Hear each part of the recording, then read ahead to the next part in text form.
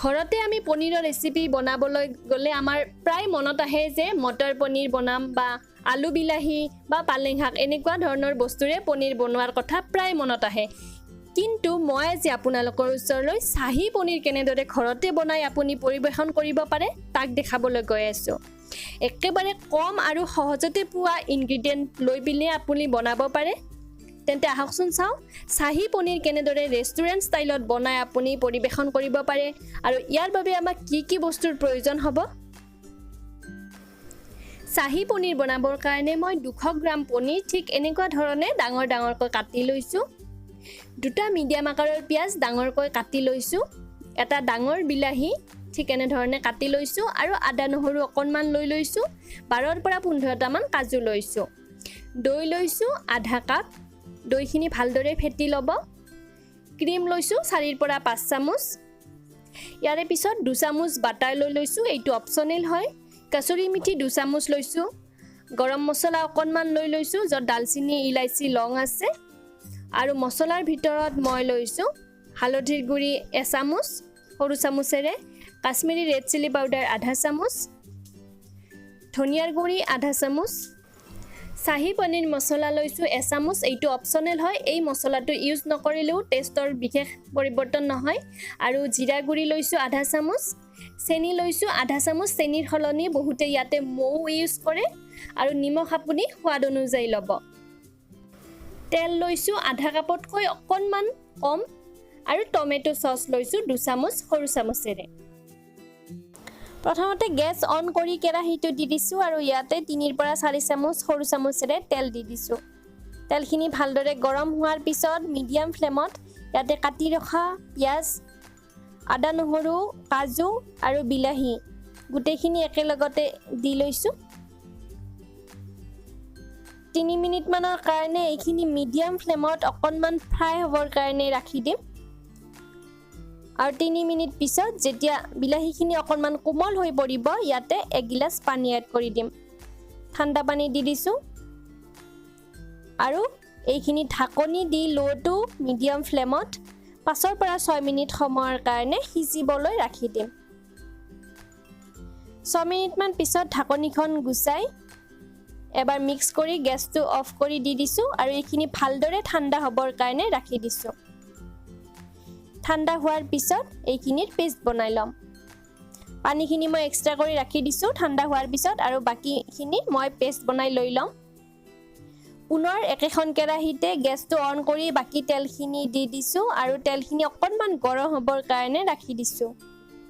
তেলখিনি যেতিয়া গৰম হৈ পৰিব ইয়াতে গৰম মছলা আৰু লো ফ্লেমত গুটেখিনি মছলাৰ গুৰি হালধি গুৰি কাশ্মীৰী ৰেড চিলি পাউডাৰ জিৰাৰ গুৰি ধনিয়াৰ গুৰি আৰু চাহি পনীৰ মছলা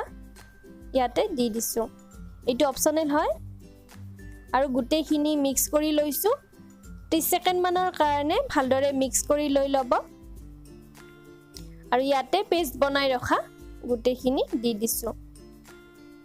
পেষ্টখিনি ভালদৰে মিক্স কৰি লৈছো মছলাখিনিৰ লগত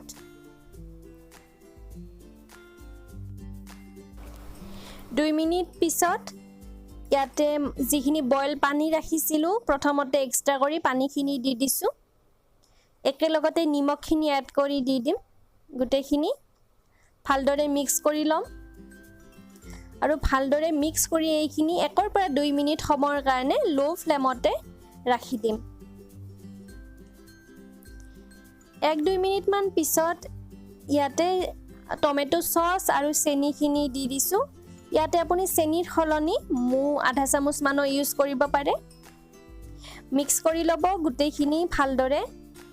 যেতে ভালদৰে গুটেখিনি মিক্স হৈ পৰিব এই সেকেন্ড মান পিছত ইয়াতে গ্যাসৰ ফ্লেমটো লো ৰাখি দৈখিনি এড কৰি দিম এটা কথা সদায় মনত ৰাখিব যেতিয়া আমি দৈ ক্ৰীম বা গাখীৰ এড কৰো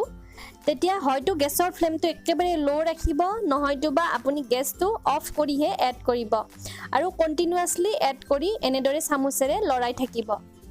একেলগতে মই গুটেখিনি পনীৰ দি দিছো আৰু পনীৰখিনি দি এবাৰ ভালদৰে মিক্স কৰি লব আৰু কচুৰি মিঠিখিনিও অকনমান গৰম কৰি হাতৰ তলিত মুহাৰি দি দিছো আৰু ভালদৰে এইখিনি সাৱধানে পনীৰখিনি যাতে ভাঙি নাযায় তাৰ বাবে অকণমান মিক্স কৰি ঢাকনি দি 2 পৰা 3 মিনিটৰ কাৰণে লো ফ্লেমত ৰাখি দিব 2 পৰা 3 মিনিট পিছত ঢাকনিখন গুচাই লৈছো আৰু এবাৰ মিক্স কৰি ইয়াতে সৰু চামুচেৰে 3 চামুচ ক্ৰীম এড কৰি দিছো আপুনি ক্ৰীমৰ পৰিমাণটো অকণমান বেছিও কৰিব পাৰে এবাৰ মিক্স কৰি লব সাৱধানে যাতে পনীৰখিনি ভাঙি নাযায় আৰু মিক্স কৰি ইয়াতে যিখিনি বাটাৰ ৰাখিছিলো বাটাৰখিনি এড কৰি দিব আৰু কেই সেকেন্ড মানৰ কাৰণে এইখিনি ৰাখি দিব কেই সেকেন্ড মান পিছত যেতিয়া বাটাৰখিনি গলি যাব তেতিয়া এবাৰ মিক্স কৰি লৈ গেছটো অফ কৰি দিছো আৰু এয়া দেখিব পালে ইমান কম সময়ৰ ভিতৰতে তৈয়াৰ হৈ গল শাহী পনীৰ আৰু ঠাণ্ডা হোৱাৰ পিছত মই অকণমান সাৰ্ভ কৰাৰ কাৰণে উলিয়াই লৈছো বহুতে এই গ্ৰেভিখনত মই যেতিয়া বইল পানী এড কৰিছিলো তেতিয়া গাখীৰো এড কৰে আপুনি আধা কাপ মান গাখীৰো ইয়াতে এড কৰি গ্ৰেভি বনাব পাৰে